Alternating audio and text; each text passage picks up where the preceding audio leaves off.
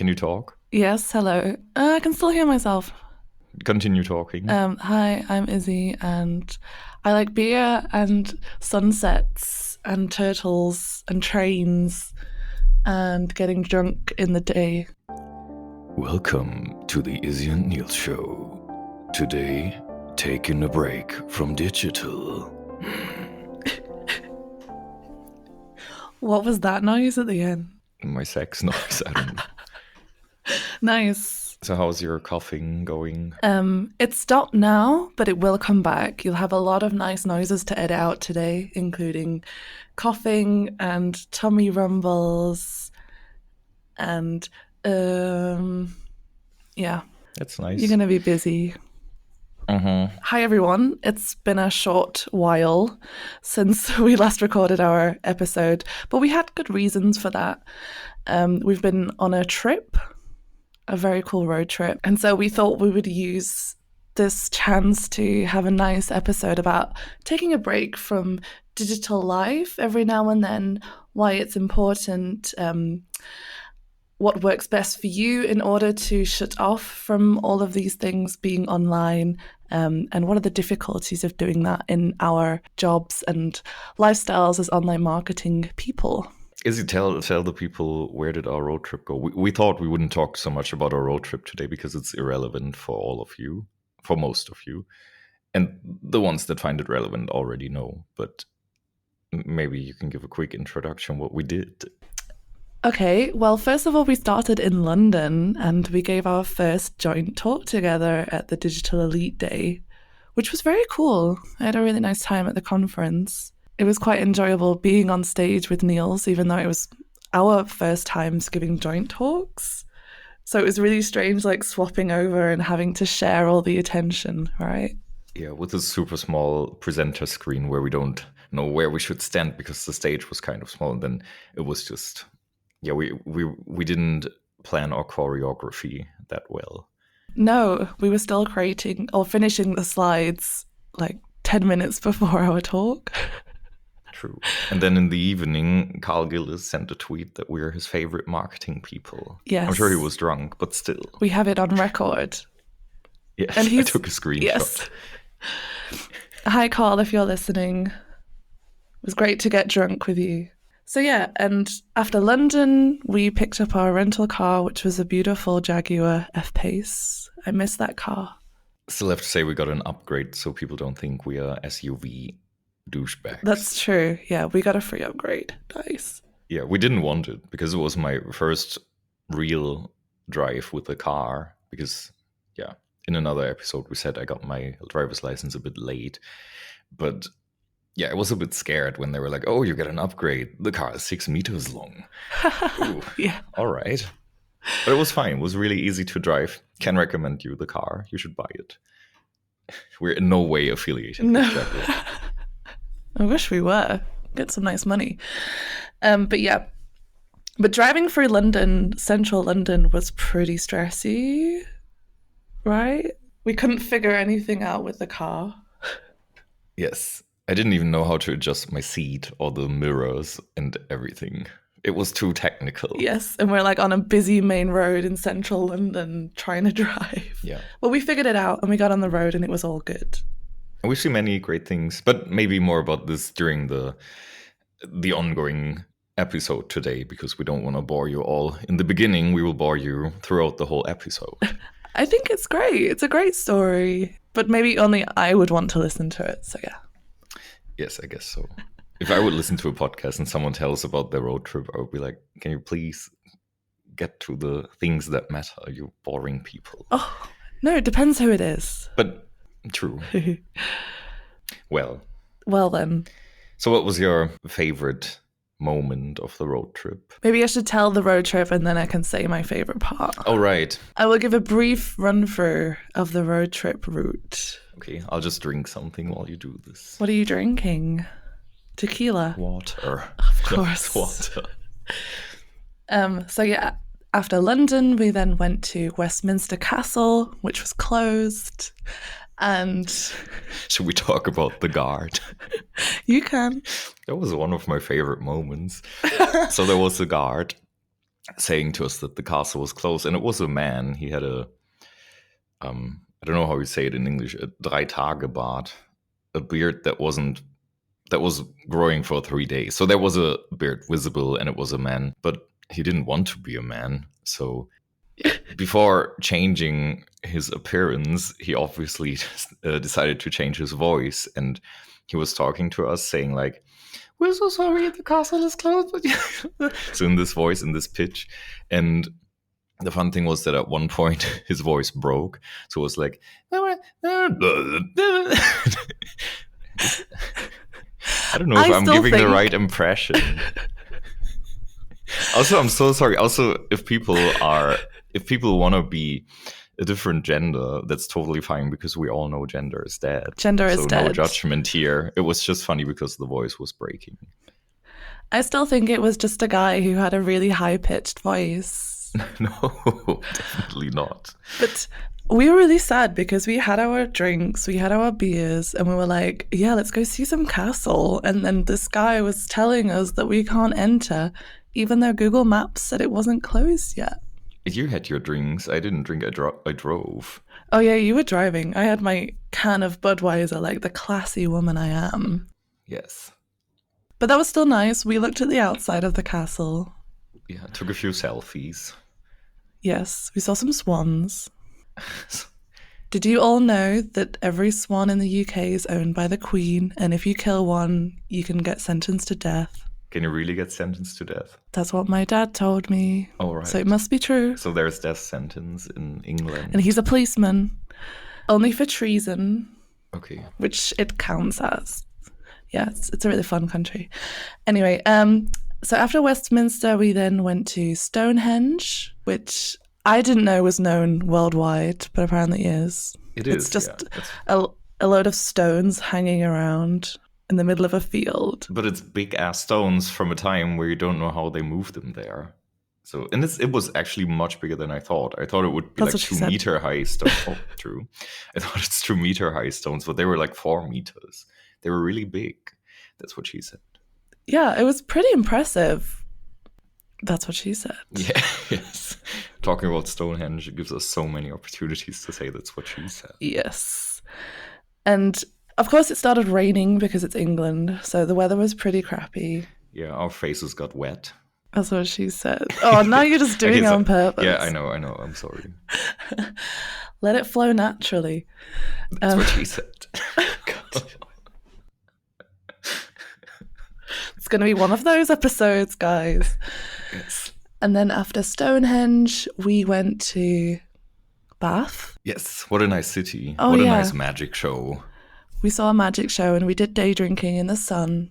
It's a beautiful place. We should give this one detail where the magician was looking for people attending him on stage, and I was pointing at Izzi, and Izzi was pointing at me, so we took both of us. And then there were children in the audience, and we made a "that's what she said" joke on stage. Well, yeah, I think we did it multiple times. Well, of course. Yeah. What did they expect? Really?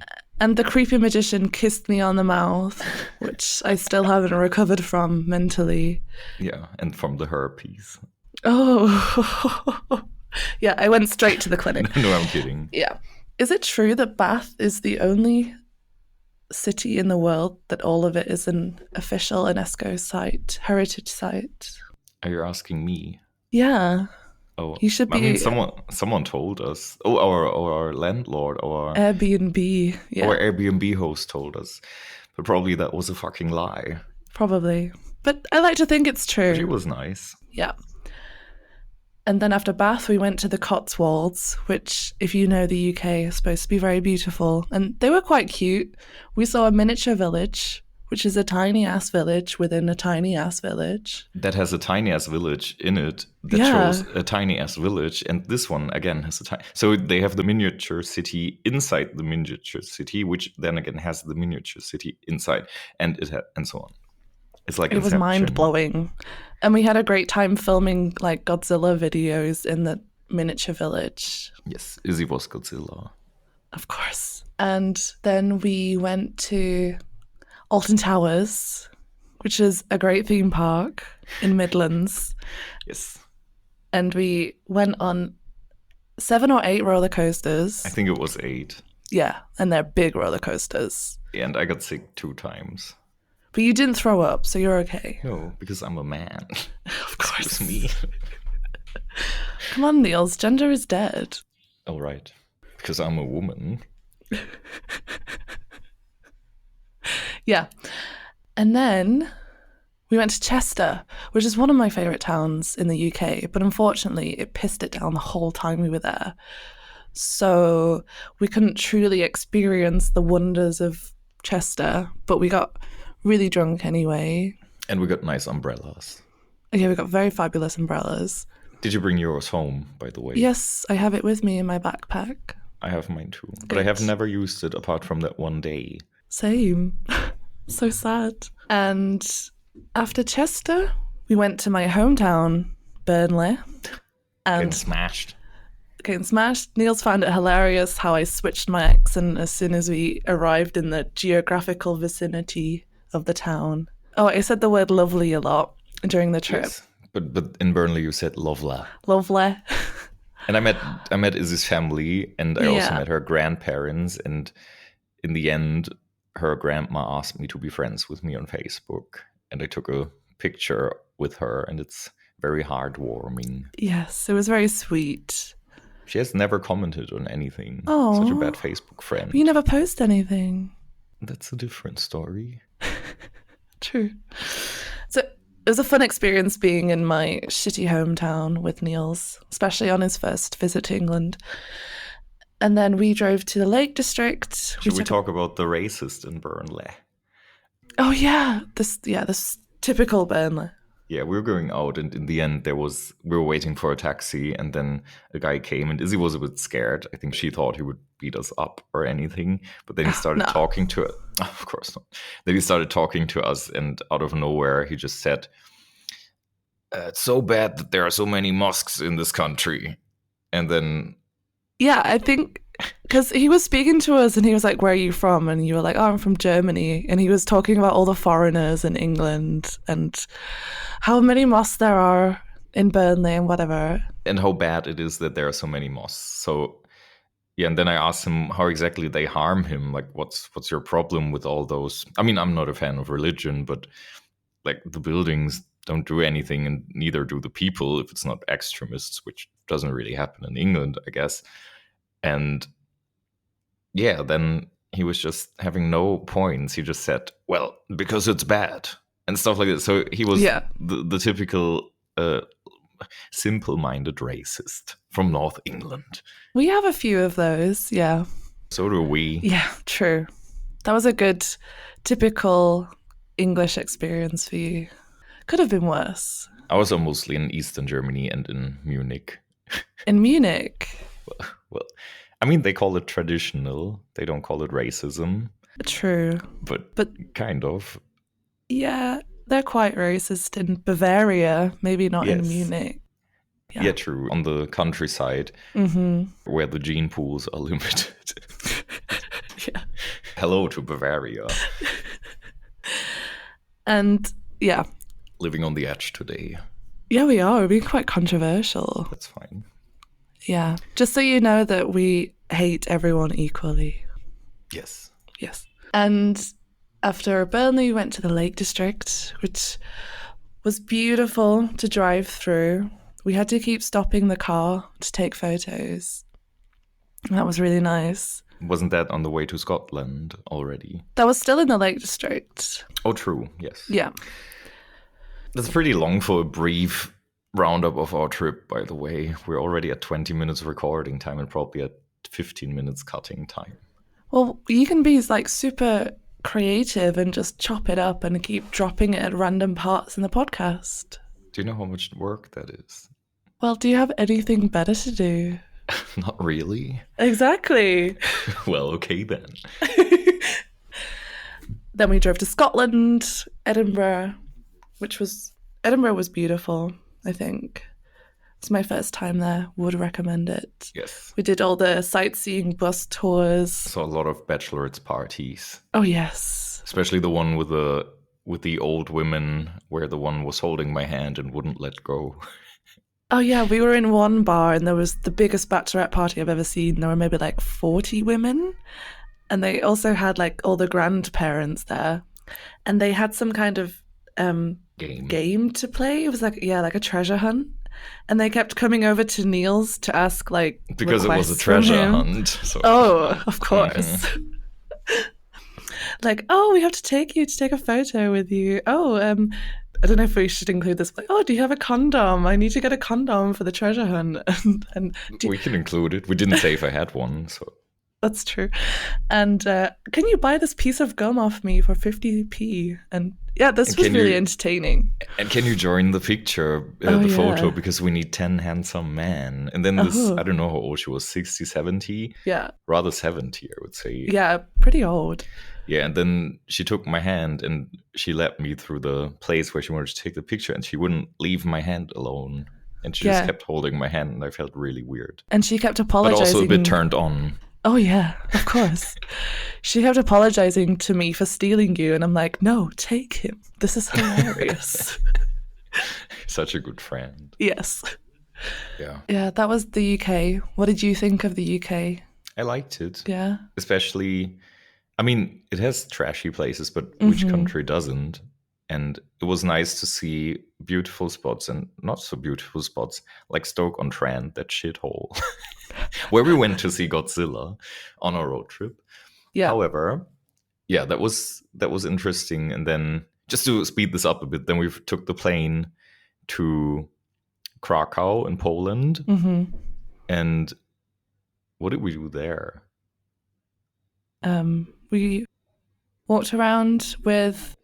Oh, with Carolina, right? Carolina. I thought she met us in on the next stop. Yeah. So we met Carolina who I met a few months ago in Bali, and then she was there because she's Polish, and yeah, she showed us some places, and we went out to a salsa Latin party while not being in that music at all, but all the gropey men were dancing around Izzi.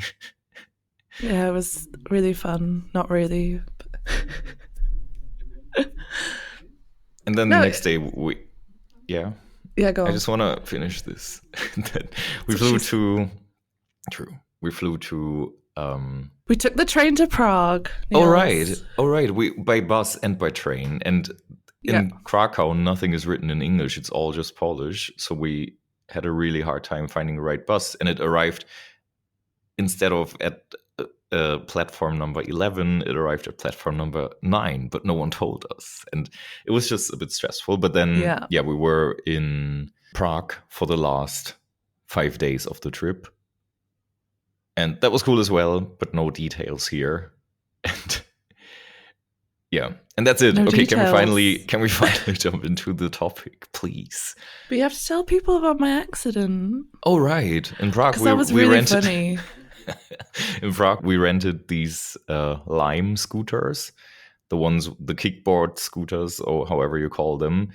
And yeah, it was always Izzy's dream to rent one, because there's this meme from Elijah Wood where he's driving one, living his best life. While smoking a cigarette.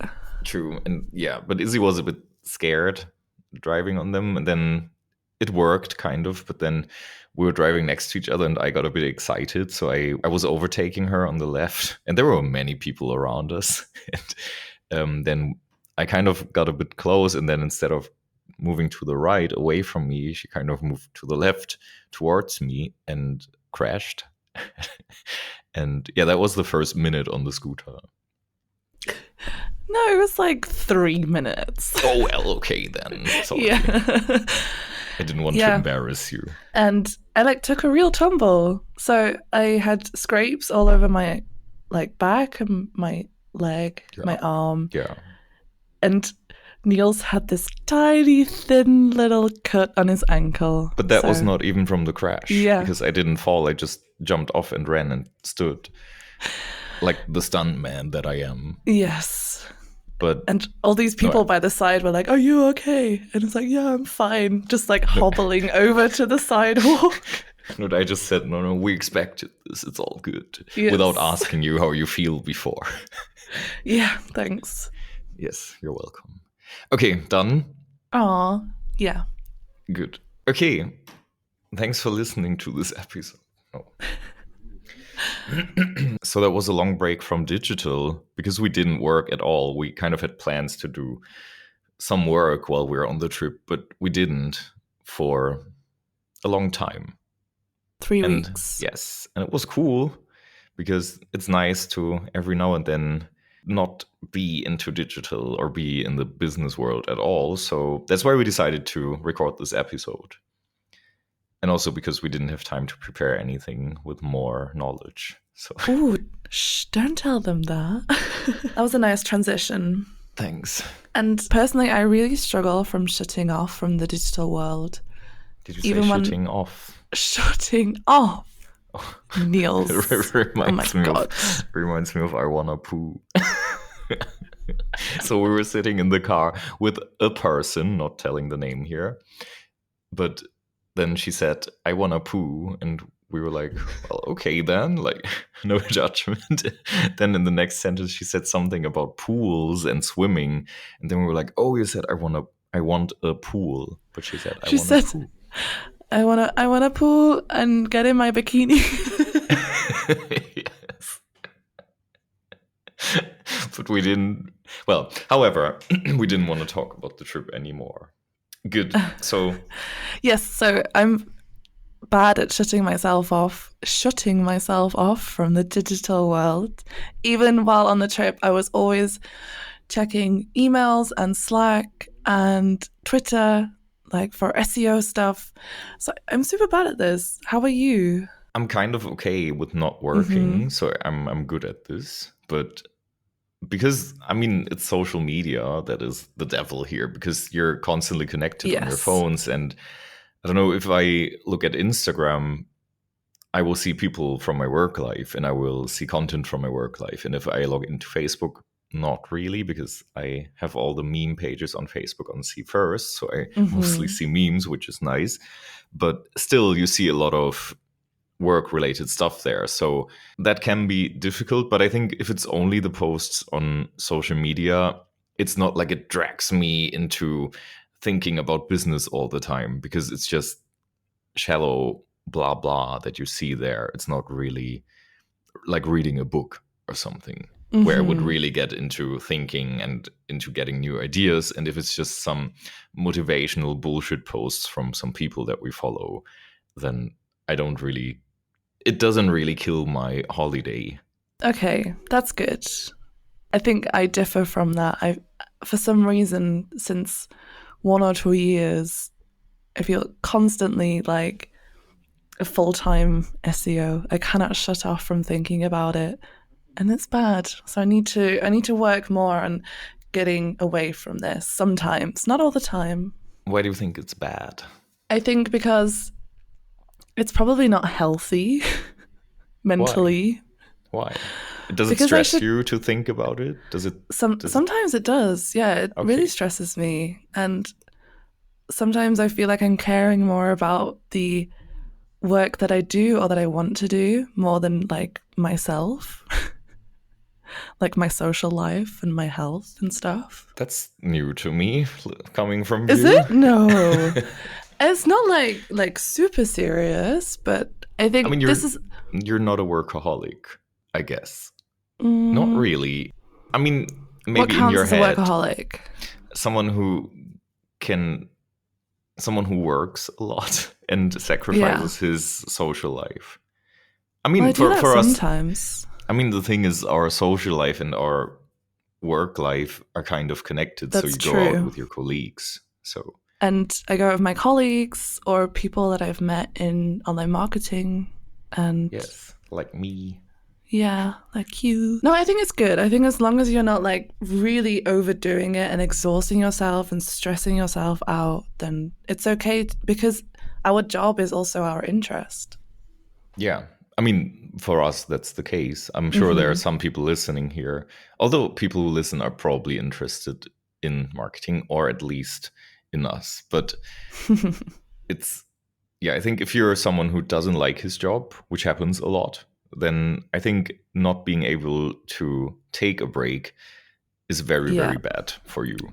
Definitely. Because, you're constantly facing those worries, those negative thoughts about your fucking boss or whatever, or whoever is stressing you out. Deadlines and, I know some people who, when they're on vacation, get like WhatsApp messages from their bosses, like, can you handle this? That's so mean. Can you handle that?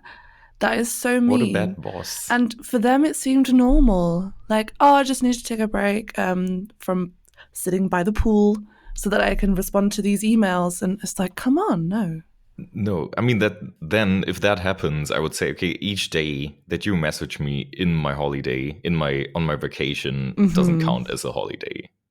Doesn't count as a day off. Give me back the days. Yeah, seriously. Because, I mean, even if it's only one message and it only takes 5 minutes, but still, there's a purpose for taking days off, which is taking days off. And if you constantly get confronted with your work again, you don't get the relaxation which you should want to have while you're on vacation. So exactly. Yeah. In my company, we always had a zero contacting policy. Like, you're not allowed to contact anyone who's on a day off about work.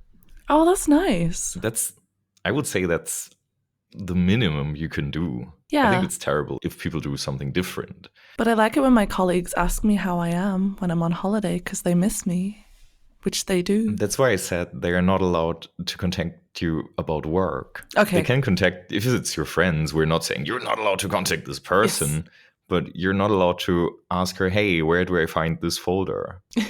No, I think that's really important because, I mean, people want to take vacation to refresh. They want to come back refreshed. You as a boss or whoever it is, you as a colleague want them to be refreshed when they come back. So they can do their best work.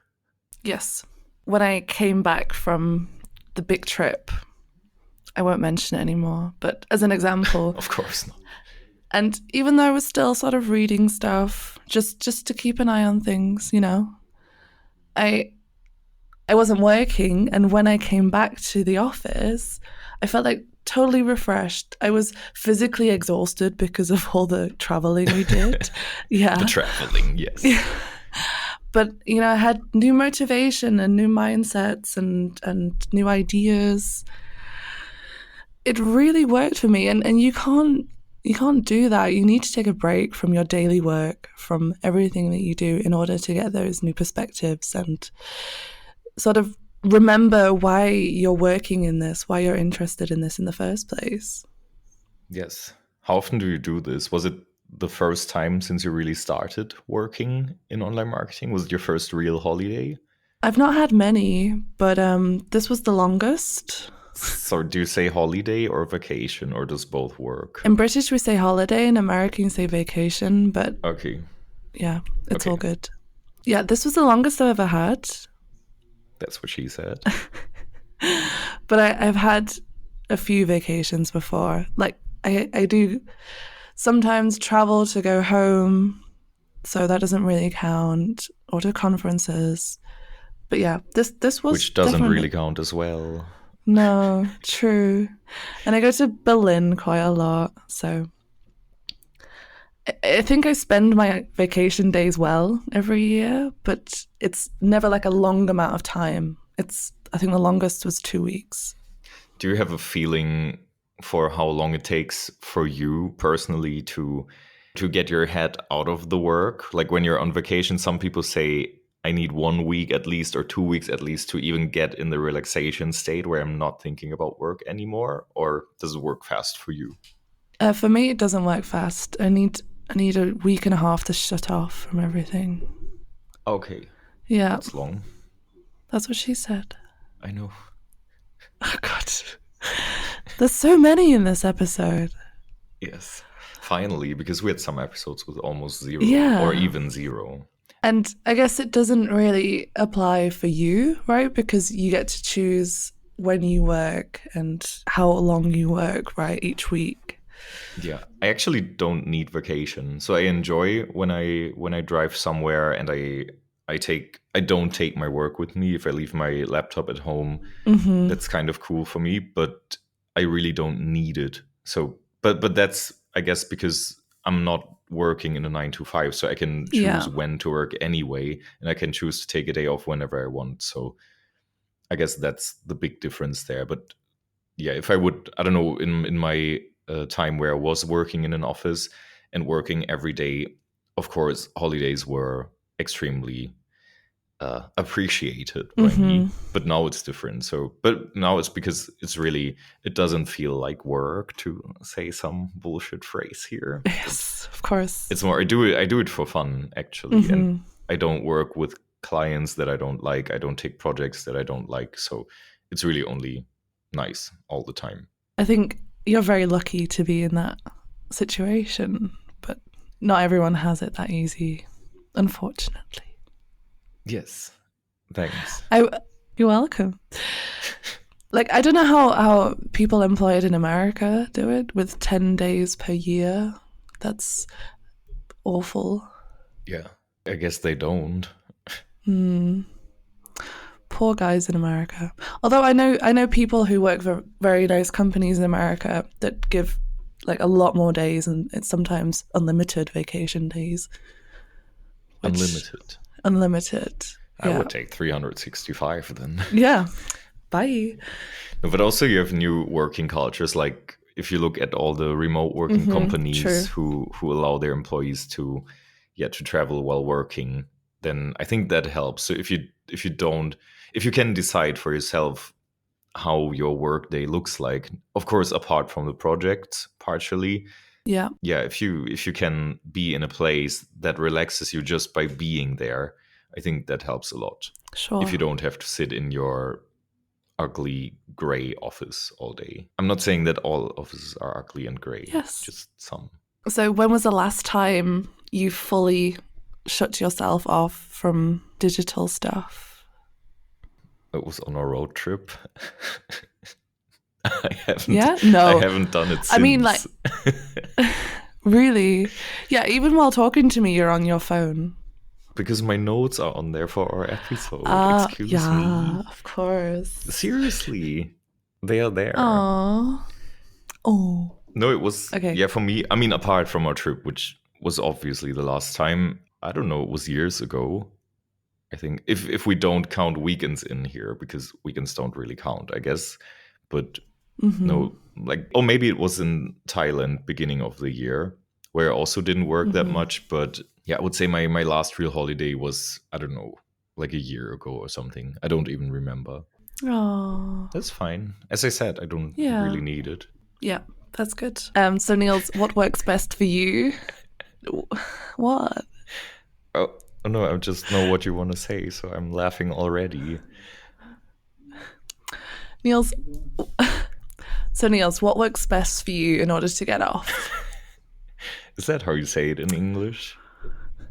No. Oh, really? I thought it's like only in sexual context. Well, that's what I meant. Yeah. Oh yeah. It's not like a sexy way of saying it though. It's like, oh, did you get off? Oh. It's more like a funny way. Well, it can be funny. True. In what way am I asking you then? I don't know. I thought it would be funny. I'm sorry. Oh. What do I know? It is funny. Okay.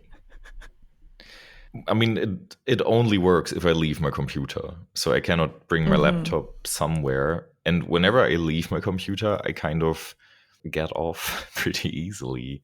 Because, I don't know, I cannot even work even if I wanted. I mean, I have some stuff on my phone that I could do. But my phone isn't really considered, or I don't really identify my phone as a work item. It's more for social stuff and for friends. And yeah, so whenever I leave my laptop at home, I leave my work at home, and then it works pretty easily. And yeah, that's basically all I have to do. So just leave it, and that's fine. But that's a pretty simple answer, I know, but it is that simple for me. I think that is the best way of doing it, like literally forcing yourself to get off by depriving yourself of the tool that you need. Yes. And then of course do things that distract you. I mean, not distract you in a way that you need the distraction, because otherwise it doesn't work, but do things that are very different. I don't know, just experience stuff. Get a hobby. Yeah. get a life. Exactly. Or meet friends. That's what I need. Yeah. Or I don't know. I mean, for many people, I think you have these people that go really crazy on weekends and they need to get really wasted and drink a lot, which is, I guess, for them a way of getting off work. I mean, I can be the same. Why do you look like this?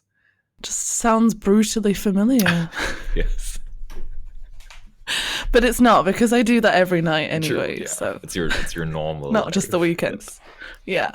Yeah, so I think some people need that just to shock themselves, like shock their bodies to forget the bad work life. No, I don't know if we should talk about that. It's like an escape. Yeah, but that's a everyone needs an escape. Yes, but that's a poor way of escaping, I think. Yes, it is. Yes. No judgment, Izzi. I'm fine. I know. Yeah.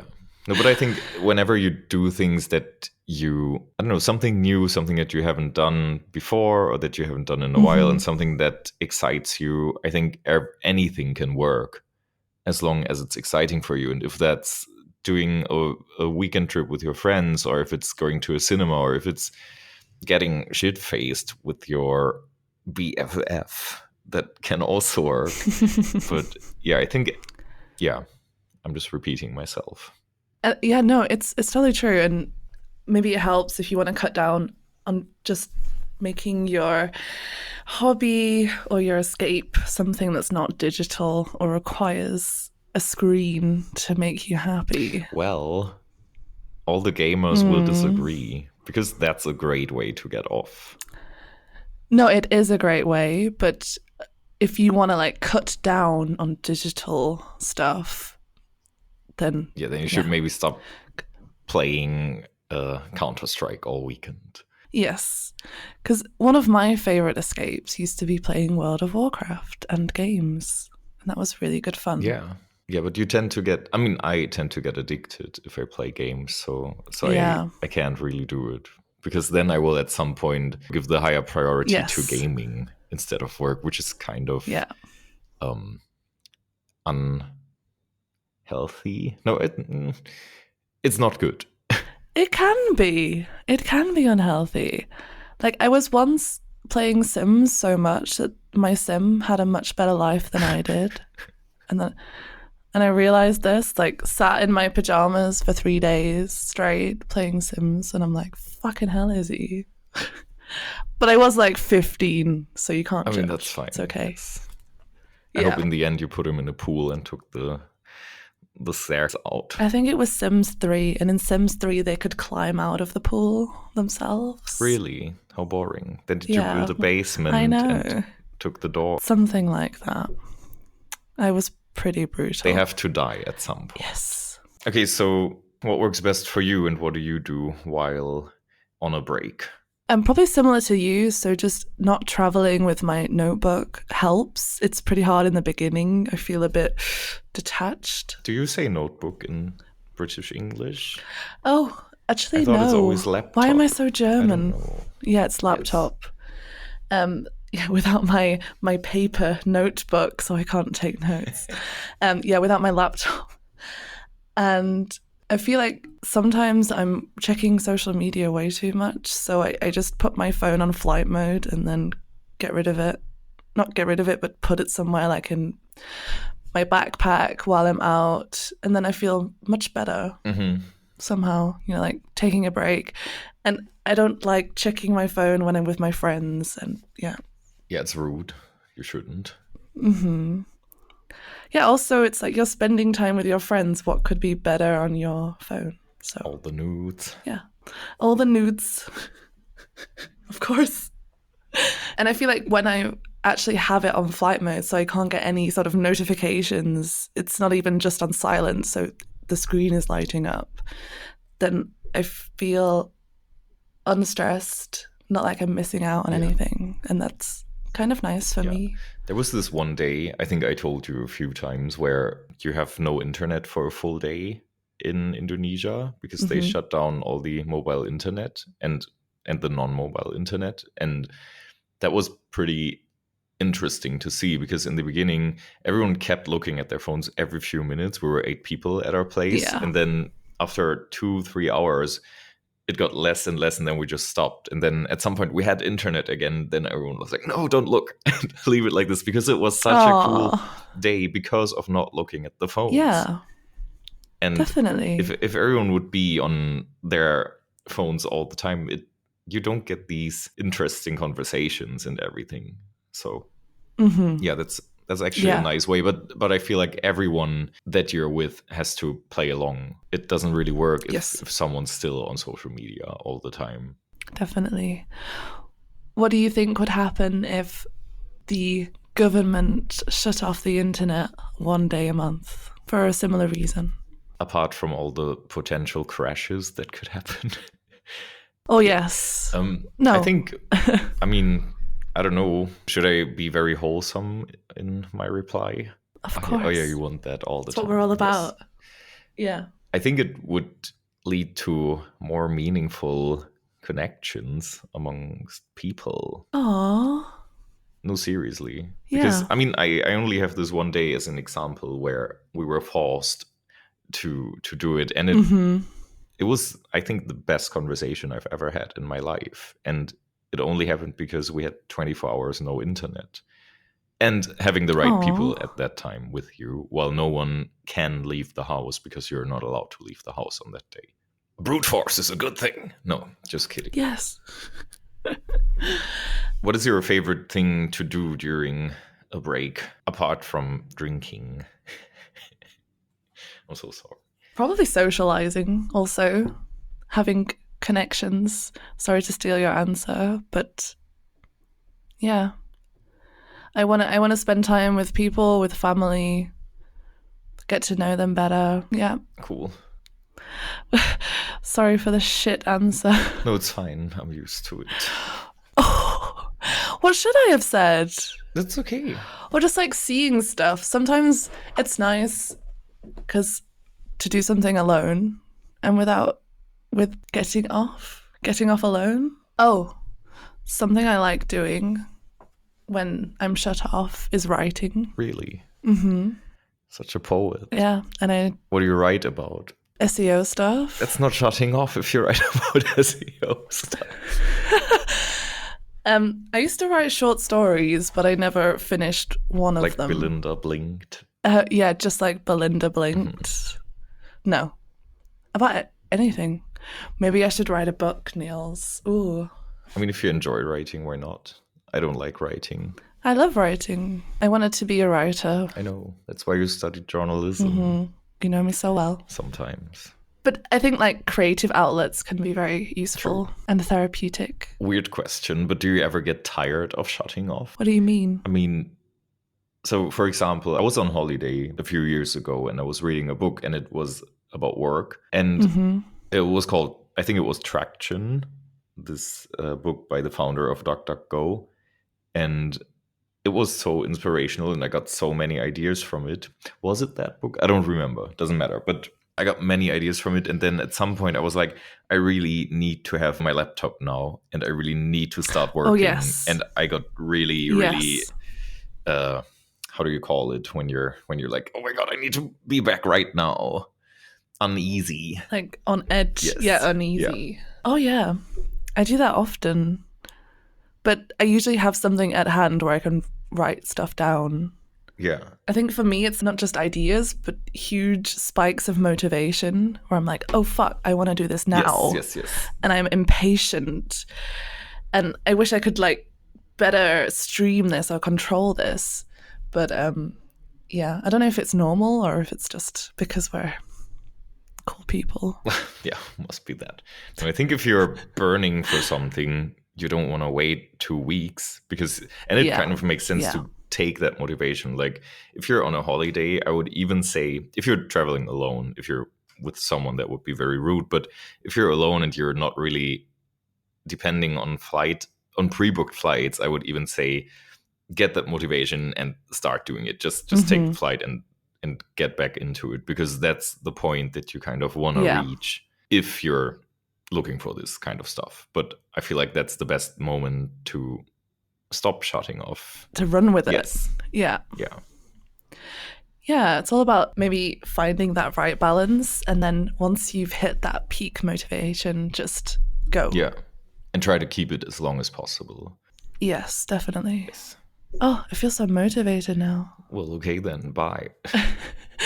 Bye. Thanks everyone for listening to this not technical episode. If you liked it, please follow us on any platform where you can listen to podcasts. You can find all the platforms on izzinilsshow.com. If you have any questions or anything to add, or if you want to share with us your best or worst story about getting off work, you can do this with hashtag #IzziNilsShow on Twitter. And please give us a 5-star review on iTunes because we need the attention. Yeah, we do. Thank you for listening. Oh no, I'm losing my voice. Oh my god. Do it with that voice. Thank you for listening to the Izzi and Nils Show. Join us next week. Wait. We don't say the topic. Just join us next week. Bye. Bye. Can we do it again? I want to keep that. What?